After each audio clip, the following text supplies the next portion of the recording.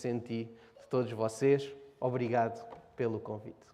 Hoje eu vou falar sobre um tema que obviamente está ligado à função que eu tenho estado a desempenhar no último ano na direção do Serviço de Música e Liturgia da União Portuguesa dos Adventistas do Sétimo Dia, que se tem apresentado um desafio, algo diferente, mas também uma oportunidade que tenho tido para poder levar à reflexão e poder apresentar alguns temas que muitas vezes são confusos na Igreja.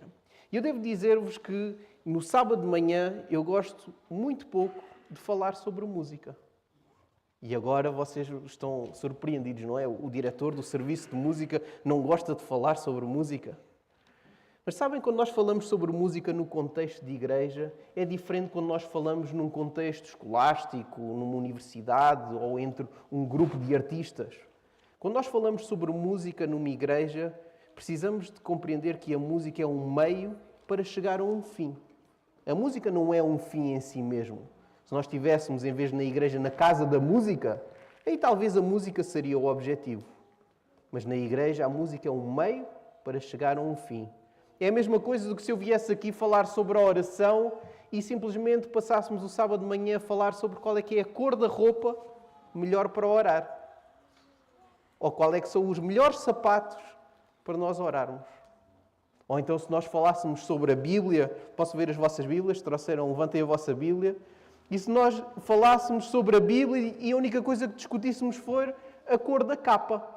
Vejo ali uma capa azul, uma capa cinzenta, uma capa roxa, e passamos o culto a falar sobre a cor da capa, o tamanho da letra, a fonte da letra. E acabamos por não perceber que tudo isto é um meio para nós podermos ler a palavra de Deus. Os nossos sapatos, a nossa roupa, é uma forma para nós nos apresentarmos a Deus em oração. E também a música é um meio para nós chegarmos à adoração, para nós chegarmos ao louvor. E é sobre isto que eu vou falar hoje.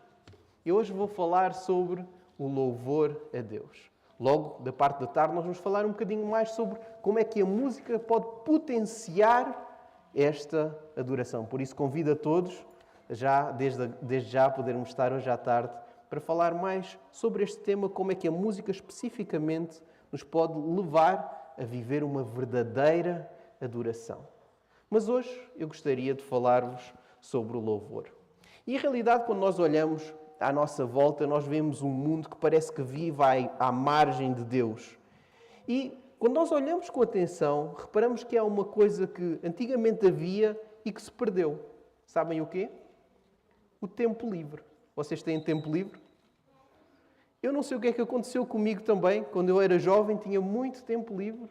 E havia tempo livre até quando nós aprendíamos um idioma. Uma das primeiras perguntas que faziam era: o que é que tu fazes no teu tempo livre?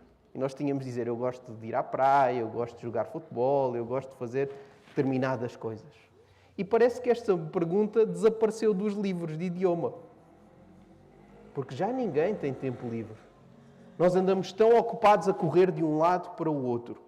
Somos, parece que, consumidores da vida, em vez de estarmos a desfrutar da vida. E nesta sociedade consumista, acabamos por consumir tudo, inclusivamente a religião, inclusivamente o louvor. Parece que a religião passou a ser um produto para ser consumido pelas pessoas, em vez de ser algo para ser vivido. E isto leva-nos a uma pergunta importante. Será que o louvor é uma coisa que se vê ou uma coisa que se faz? Quando nós vamos à Novo Tempo Portugal, lá no YouTube, e colocamos um hino para nós ouvirmos, é ouvir o louvor de alguém também isso louvar ou não? É uma pergunta interessante, porque hoje nós vemos claramente que com tanta correria não existe tempo para louvar a Deus. Mas o que é que nós ganhamos por usar o nosso tempo para louvar a Deus?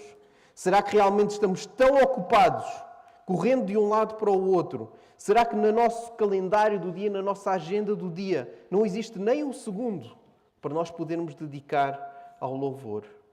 Quem tem tempo? Quem tem vontade para louvar? Por isso hoje eu quero convidar-te a podermos estudar 4 características sobre o louvor. 4 características sobre o louvor e, para além disso, 4 razões pelas quais nós devemos implementar o louvor na nossa vida. Mas para isso, precisamos da nossa Bíblia. Convido-vos a ler um texto, vamos ao Salmo 150. E o livro dos Salmos é um livro muito especial, porque é um conjunto de poemas que nos ajudam não a compreender quem é Deus, aquilo que Deus faz, mas também como é que o ser humano se sente ao ter e viver este relacionamento com Deus. E no Salmo 150, o último salmo deste livro, em realidade é um salmo que está direcionado, especificamente direcionado para o louvor. Vamos ler o salmo do início até ao fim, mas não se preocupem, são apenas 6 versículos. Por isso, vamos juntos, já abriram? Salmo 150. Louvem a Deus no seu santuário. Louvem-no em seu magnífico firmamento. Louvem-no pelos seus feitos poderosos. Louvem-no segundo a imensidão da sua grandeza. Louvem-no ao som da trombeta. Louvem-no com a lira e com a harpa. Louvem-no com tamborins e danças. Louvem-no com instrumentos de cordas e com flautas. Louvem-no com símbolos sonoros. Louvem-no com símbolos ressonantes. Tudo o que tem vida, louve ao Senhor. E talvez a vossa versão é um bocadinho diferente daquela que eu acabei de ler. Existem várias palavras que nós podemos utilizar em português para traduzir este salmo. Mas se nós olharmos com atenção, parece que aqui David ele faz um estudo de organologia. O que é esta palavra tão estranha? Um estudo dos instrumentos musicais. Alguém conseguiu identificar algum instrumento neste salmo? Temos a flauta, não é? Mais. Temos a harpa, trombeta. Mais instrumentos que vocês identificaram. Alguns têm órgãos, não é? E agora, instrumentos de corda. E porquê que David escolheu estes instrumentos para colocar no Salmo 150? Será que ele tinha lá em casa uma mesa cheia de instrumentos e escolheu aqueles que estavam lá em casa? Ou será que existe uma intenção poética, não nos podemos esquecer que isto é um poema, ao selecionar especificamente estes instrumentos? E se eu vos disser que neste salmo nós encontramos representadas todas as famílias de instrumentos. Em realidade existem 3 grandes famílias de instrumentos.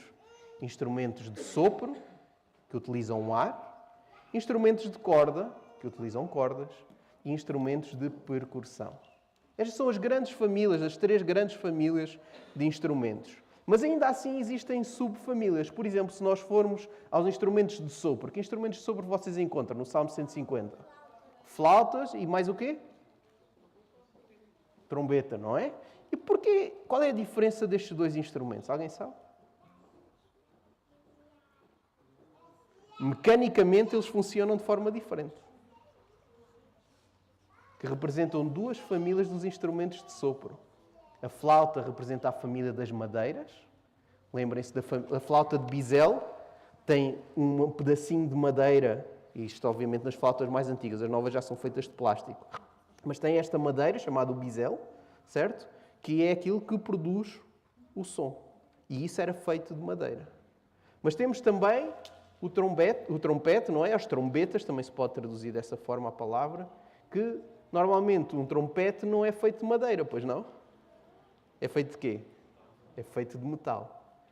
E, obviamente, se nós formos um bocadinho mais específicos, isto representa 2 famílias, dos metais e das madeiras, que são instrumentos, chama-se, isto simplesmente para a vossa informação, instrumentos de tubo aberto e de tubo fechado. Acusticamente, os instrumentos funcionam de formas diferentes. Mas aqui temos representados as 2 famílias, as 2 subfamílias dos instrumentos de sopro. Mas temos também instrumentos de corda. Quais é que são os instrumentos de corda que estão aí representados? Harpas, muito bem. E falta um. Muito bem. O saltério.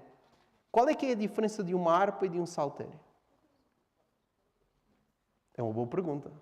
Porque é que estão aí os dois colocados? A harpa seria um marco, não é? De madeira que tem cordas que são colocadas na vertical. Certo? E o arpista vai tocando estas cordas. Um psaltério é agarrar numa harpa e colocá-la em cima da mesa. E agora este instrumento é tocado de cima e de repente temos um saltério. Ou seja, são instrumentos de cordas verticais, instrumentos de cordas horizontais. Porquê é que o salmista não pôs lá a guitarra? Porquê é que não pôs o violino? Porquê é que não pôs o violoncelo, como nós ouvimos hoje de manhã? Porque estes instrumentos não existiam na altura. Não existiam guitarras, nem o avô da guitarra, que é o alaúde, nem estes instrumentos de corda friccionada, como o violino e também o violoncelo. Mas nós temos sim as duas famílias de instrumentos que havia na altura. Temos as liras, as harpas, são instrumentos de cordas verticais e também cordas horizontais. E, por exemplo, o piano. O que é que vocês acham? Acham que é um instrumento de cordas? É interessante, porque o piano, quando foi criado, ele não foi considerado um instrumento de cordas. Mas sim da terceira família, um instrumento de percussão. Muito bem. O instrumento, mais à frente, evoluiu para ser considerado um instrumento de corda percutida e hoje em dia considera-se mais da família dos teclados, porque existem vários instrumentos que fazem parte desta família. Mas no início, um instrumento de percussão que foi criado chamado piano, que nós hoje em dia utilizamos nas nossas igrejas. Mas o piano também não está lá no Salmo, pois não? Porque o piano só é inventado mais à frente. Existem dois tipos de instrumentos de percussão que também estão no Salmo. Conseguem identificar? Temos símbolos. Okay? Um símbolo é um disco metálico, pode ser muito pequenino, pode ser muito grande. Okay? E esse disco ele é percutido, mas falta um. Okay? Algumas versões da Bíblia têm adufo, outros instrumentos utilizam mesmo a expressão tambores. Os adufos e os tambores são um marco de madeira, normalmente, onde é esticada uma pele de animal e depois essa pele é percutida. E estas representam ainda hoje as duas grandes famílias dos instrumentos de percussão. Os instrumentos de percussão de membrana e também os metálicos, tal como os símbolos, como os pratos, ou então como os meus avós faziam na passagem de ano as tampas dos tachos. Não é? Talvez vocês também tenham ouvido estes instrumentos de percussão. E o que é interessante é que no Salmo 150 nós encontramos representadas todas as famílias de instrumentos que havia na altura de David. Mas a ênfase, o foco, está nos instrumentos? Qual é a palavra que se repete em todo o Salmo? Louvar a Deus. De que interessa tu teres uma guitarra se não a usas para louvar a Deus? De que interessa teres um piano se não o usas para louvar a Deus? De que interessa teres um símbolo se não o usas para utilizar a Deus? De que interessa seres muito bom a cozinhar se não o usas para louvar a Deus e dar de comer àquele que tem fome? De que interessa seres muito bom a matemática se não ajudas na contabilidade do teu irmão de igreja que se calhar não consegue fazer as coisas muito bem? De que serve teres um dom, teres um instrumento na tua mão se não o usas para louvar a Deus? Porque como é que termina o Salmo? Leiam comigo mais uma vez. A minha versão diz: todo o que tem vida, louve ao Senhor. Algum de vocês tem aquela expressão, todo aquele que respira? Esta expressão respirar? Todo o que tem fogo, não é? Louve ao Senhor. E nós vemos esta expressão fogo é-nos muito familiar. Onde é que ela aparece por primeira vez na Bíblia? Em Gênesis, na criação do homem. O fogo é dado por quem? É dado por Deus. Para que é que nós devemos utilizar o fogo? Para louvar a Deus. Porque só quem tem fogo pode louvar a Deus. O que é que estás a fazer com esse instrumento que está nas tuas mãos? E é interessante que a Bíblia dá-nos este primeiro elemento, que o louvor, ele é incondicional. Não interessa qual é o instrumento que tu tenhas nas tuas mãos. Não interessa se é um instrumento de corda, não interessa se é um instrumento de percussão, não interessa se é um instrumento de sopro, se é de metal, se é de madeira. estás tu a utilizá-lo para louvar a Deus? Isto faz-me lembrar quando nós temos o período das nomeações aqui na igreja, em que a comissão de nomeações se reúne, dirigida pelo Espírito Santo, e nós recebemos aquele telefonema que nos diz: quer ser o secretário da escola sabatina? E nós, a primeira coisa que pensamos é: não, eu não tenho tempo para isto. Eu não tenho capacidade para isso. Mas lembra-te, se tu tens fogo, podes utilizar o teu fogo para louvar a Deus. E esta é a primeira característica do louvor. O louvor é incondicional. Mas vamos à segunda. Convido-vos a ler mais um texto. Vamos agora a Apocalipse. Apocalipse, capítulo 19, versículo 5. Onde nós agora somos transportados a uma cena totalmente diferente. Passamos do Antigo Testamento e colocamos os nossos olhos na eternidade. E vamos ver qual é que é esta representação, esta descrição daquilo que acontece no céu. Apocalipse, capítulo 19, vamos ao versículo 5, em que temos um chamado de Deus diretamente para todos os salvos, para todos os santos. E este chamado diz o seguinte, já conseguimos abrir? Diz o sim. E saiu uma voz do trono que dizia o quê? Louvai o nosso Deus, vós, todos os seus servos, e vós que o temeis, assim pequenos como grandes. Quem é que deve louvar a Deus? É quem canta bem? É quem sabe tocar um instrumento musical? É quem já está há 10 anos na igreja? Se estás há menos de 10 anos na igreja, não podes louvar a Deus. É isso que diz a Bíblia.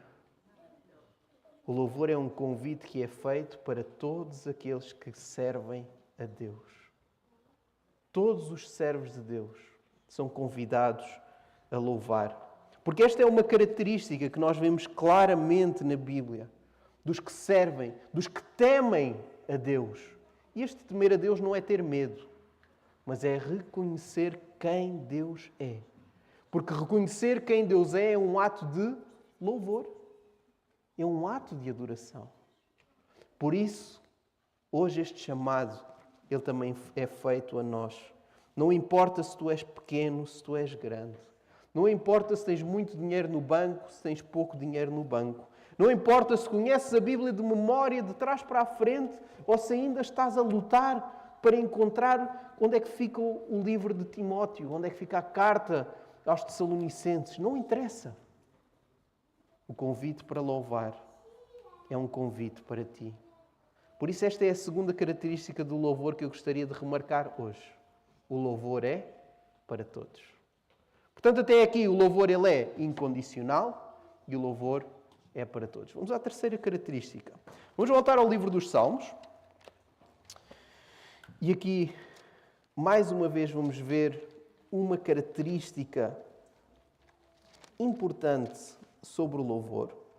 E vamos ao Salmo 34. E eu devo dizer-vos que esta é a característica mais difícil do louvor. Mas também há aquela que eu acho que, apesar de ser a mais desafiante, é aquela que traz mais benefícios. Salmo 34, vamos ler desde o versículo 1 até ao versículo 5. Diz o seguinte: bendirei ou louvarei ao Senhor em todo o tempo. O seu louvor estará continuamente na minha boca. A minha alma se gloriará no Senhor. Os mansos o ouvirão e se alegrarão. Agradecei ao Senhor comigo e juntos exaltemos o seu nome. Reparem, aqui nós temos duas características importantes. A primeira, o louvor é uma coisa que só se faz de vez em quando, não é? Ou é uma coisa que nós fazemos só quando estamos na igreja? Nós vimos à igreja para louvar a Deus. Ou seja, quando não estamos na igreja, não estamos a louvar a Deus. E às vezes a nossa linguagem trai-nos. Às vezes a nossa percepção acaba por trair-nos. Porque o que é que nos diz o texto? Que o louvor a Deus deve estar quê? Continuamente na minha boca. Louvor, meus queridos, é um verbo que está no gerúndio, porque é uma coisa que se vai fazendo. Louvor não é uma coisa que se começa e termina-se. O louvor é uma forma de viver. Não existe razão para parar de louvar. Nenhuma razão é uma razão demasiado boa para parar de louvar a Deus. Mas quantas vezes, meus queridos, nós paramos de louvar a Deus porque estamos demasiado cansados? Porque estamos demasiado desconcentrados? Porque estamos demasiado ocupados? Nós paramos de louvar muito facilmente por causa do nosso estado de espírito, por causa da nossa motivação, por causa da nossa solidão. Porque às vezes sentimos que estamos cansados, demasiado ocupados, porque não temos espaço na nossa rotina. E às vezes enganamos, porque parece que é mais fácil ver os outros louvar do que participar nós próprios no louvor. Olha para o teu calendário, para a tua agenda do dia. Tu levantas as crianças, se tens crianças, preparas o pequeno almoço, vais para o trabalho, para a escola, voltas, almoço, trabalho, escola, volta, trabalhos de casa, preparar as coisas para o dia seguinte. Acabaste o teu dia. Onde é que está a energia para louvar? Onde é que está o tempo no teu calendário para o louvor? Será que existe esse espaço? Será que existe essa atitude? Quando nós louvamos juntos, quando nós estamos juntos na igreja, quando nós vamos ao pequeno grupo, quando estamos no nosso culto familiar, não é aí que começa o louvor. Mas quando estamos juntos, é a oportunidade que nós temos de continuar juntos em adoração. Continuar juntos em louvor. E este leva-nos à terceira característica, não é? O louvor a Deus, ele deve ser contínuo. Não existe razão para parar. E chegamos ao quarto e último ponto. Vamos a Salmos 147.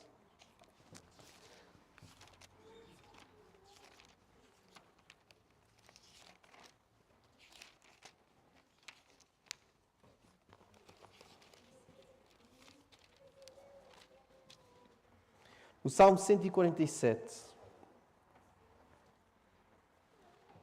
Vamos ver qual é que é a consequência de ter um louvor incondicional, um louvor que também é para nós, um louvor que é para todos, e um louvor que ele é contínuo, um louvor que não para, que pode ser vivido junto aos nossos irmãos da igreja, mas também pode ser vivido individualmente.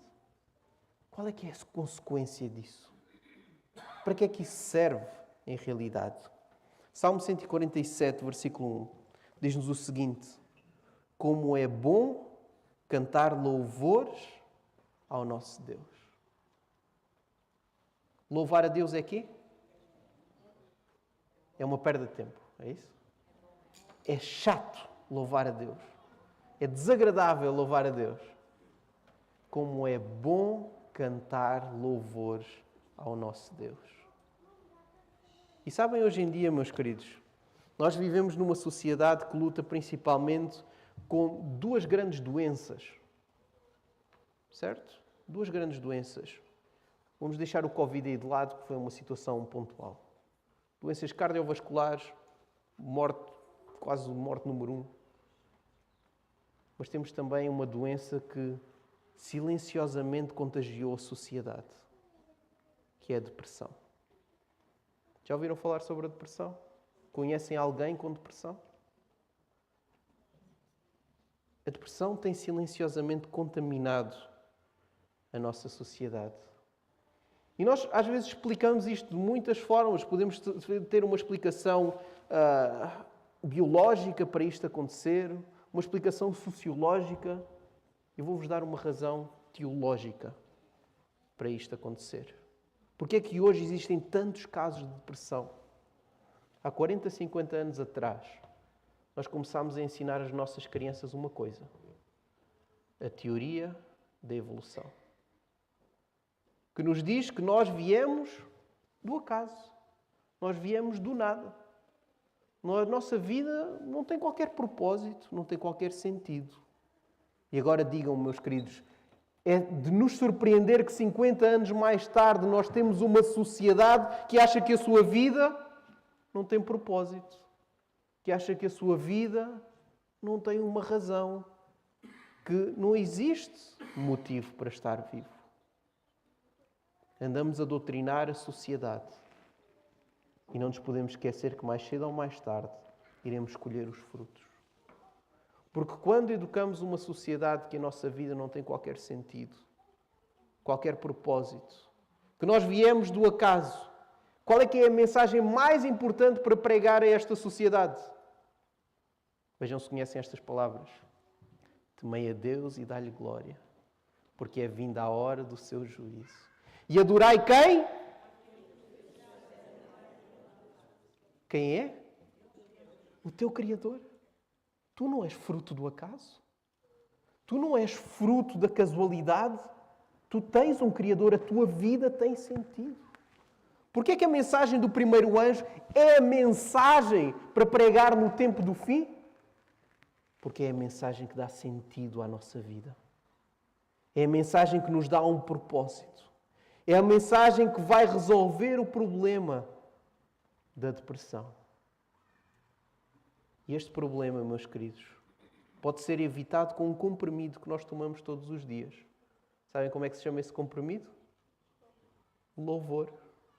Porque o que é que nos diz o texto bíblico? Porque é bom louvar a Deus. Quando nós louvamos a Deus, nós percebemos quão importante é a nossa existência. Quão agradável é nós estarmos vivos. Quão bom é nós podermos utilizar o nosso tempo, a nossa energia, a nossa vida, a nossa família, para nos aproximarmos em louvor a Deus. Este compromisso é só para tomar de vez em quando? O que é que diz? O louvor ele deve ser contínuo na nossa vida. Nós temos aqui a fórmula da felicidade. Tantas pessoas que procuram, querem ser felizes. E a Bíblia diz-nos claramente: queres desfrutar da tua vida? Queres sentir o prazer de viver? Então louva a Deus. Porque louvar a Deus é bom. Mas agora, se ainda não estás convencido que é importante louvar a Deus, eu vou-te dar 4 razões.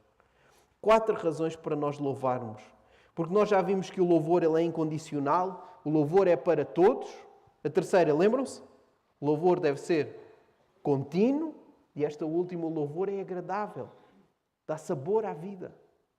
Mas se ainda não estás convencido, eu vou dar-te 4 razões neste momento para tu poderes louvar. Agarra na tua Bíblia, vamos ler. Salmo 30. Só virar 2 páginas atrás. Vamos rápido a esta parte. Salmo, capítulo 30, versículos 11 e 12.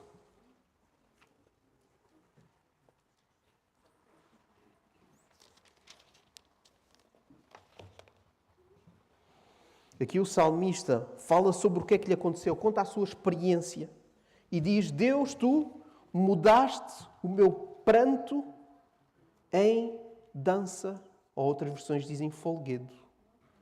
Tu mudaste o meu pranto, aquilo que me fazia mal, numa coisa positiva. Desataste o meu saco e me cingiste de alegria, para que a minha glória te cante louvores e não se cale, Senhor.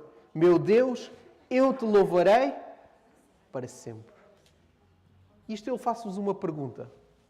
Quando é que vem o louvor? Vem antes do milagre? Durante o milagre? Ou depois do milagre?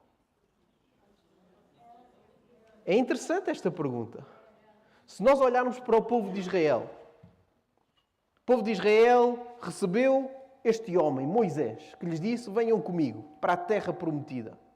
Eles deixaram tudo para trás, foram atrás desta promessa de uma terra prometida, sem ter garantias de nada. Eles foram pela fé. Chegaram à beira do mar. Onde é que está a terra prometida? Quiseram voltar para trás, começaram a ver lá os carros dos soldados. O que é que eles fizeram nesse momento? Cantaram? Louvaram a Deus? Moisés, com a sua paciência, ele entra no mar, abre-se o mar, eles cruzam para o outro lado. Enquanto cruzaram, eles cantaram? Não cantaram. Quando chegaram ao outro lado, depois de terem vivido o milagre, o que é que faz Miriam? Agarra na sua pandeireta, as mulheres cantavam, as mulheres dançavam e todos louvavam a Deus. O milagre, para ele ter sentido, precisa de ter lugar depois. Deixa-me dizer outra vez. O louvor, para ter sentido, assim é que é.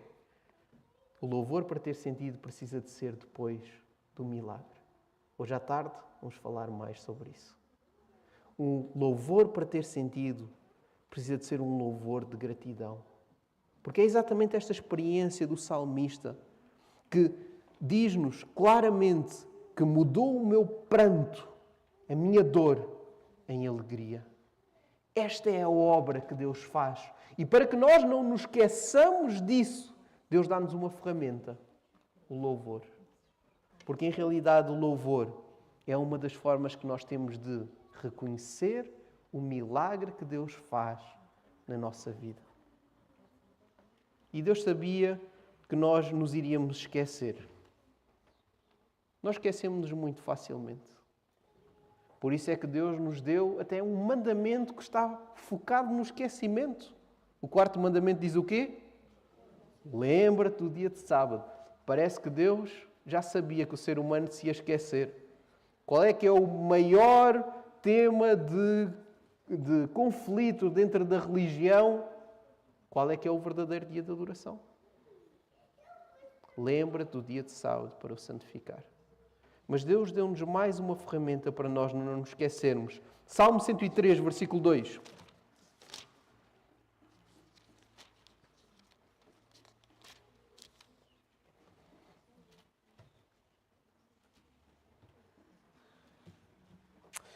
Diz-nos: bendiga ao Senhor a minha alma. Não esqueça nenhuma das suas bênçãos. Quando nós louvamos com este sentimento de agradecer, em realidade nós estamos a criar marcos para nós não nos esquecermos daquilo que Deus já fez por nós. Por isso este louvor, que pode ser através da música, é uma ferramenta importante para nós não nos esquecermos. Vou ler mais um texto convosco hoje. Este será o último texto para a nossa reflexão. Vamos ao Novo Testamento, ao livro de Hebreus. Nos vai ajudar a compreender, talvez, uma das características mais poderosas sobre o louvor.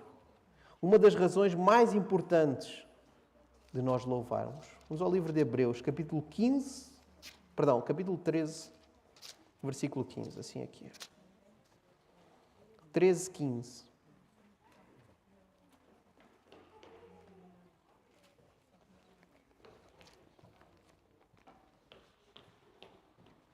Este é um bom texto para sublinharem na vossa Bíblia, se ainda não o fizeram.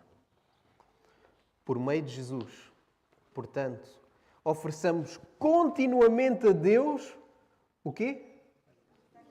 Um sacrifício de louvor, que é o fruto de lábios que confessam o seu nome. Eu gosto muito desta expressão. Sacrifício de louvor. Porquê é que nós louvamos a Deus? É para receber alguma coisa em troca? Porque às vezes nós não temos bem claros o que é esta noção do sacrifício. Paulo fala sobre isso, oferecer os nossos corpos como sacrifício vivo. Temos o Antigo Testamento que nos fala sobre o sacrifício, estes cordeiros que eram sacrificados. Jesus também, o Cordeiro de Deus que iria tirar o pecado do mundo. Este sacrifício, que muitas vezes significa entregar tudo. É receber alguma coisa em troca? Pensem comigo, meus queridos. Quando nós fazemos alguma coisa para receber alguma coisa em troca, chama-se isto de sacrificar ou chama-se isto de comprar? Quando eu dou uma coisa para receber outra em troca, chama-se comprar isto. Mas em realidade o sacrifício é quando nós entregamos sem esperar nada em troca. E o que é que diz que o nosso louvor deve ser? Um sacrifício de louvor. Louvar a Deus sem esperar nada em troca. Entregar a Deus sem esperar nenhum reconhecimento. E eu partilho convosco isto. Sabem a coisa que eu menos gosto quando eu toco na igreja ou quando eu canto na igreja? É que as pessoas me digam: cantaste muito bem. Ou tocaste muito bem. Porque não interessa, meus queridos. Porque aquilo foi dado em sacrifício. Sem esperar nada em troca, sem esperar nenhum reconhecimento. Até porque se alguém está a olhar para as notas musicais, eu temo que essa pessoa não esteja a olhar para Deus. Se estivermos a olhar para a cor da capa da Bíblia, podemos não estar a olhar para a revelação que está nela contida.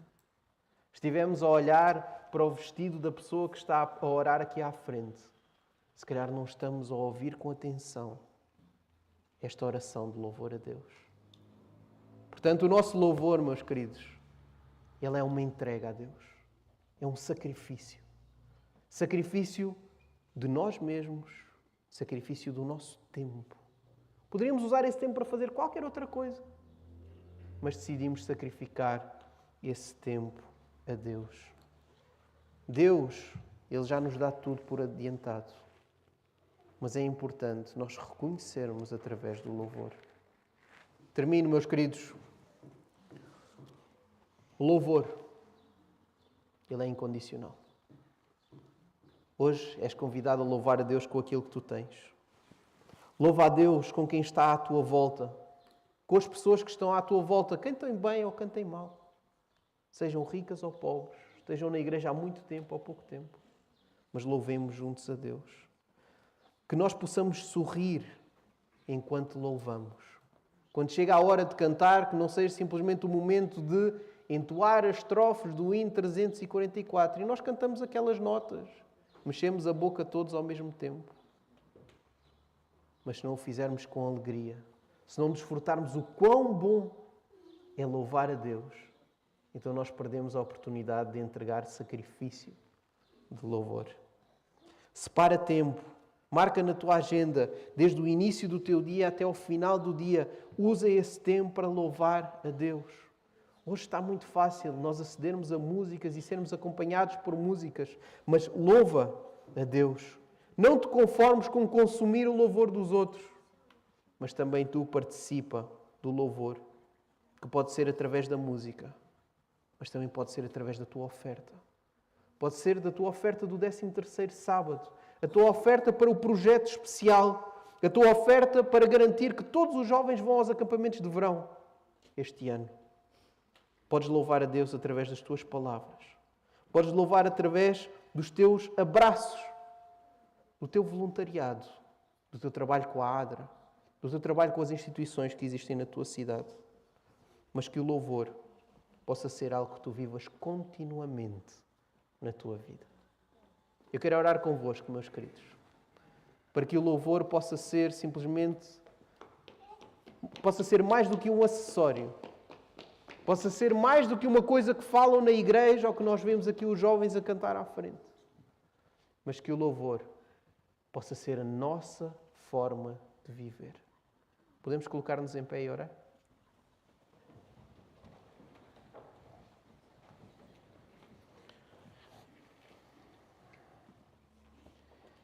Querido bom Pai, Senhor nosso que estás nos céus, obrigado, Pai, pela oportunidade que nos dás hoje.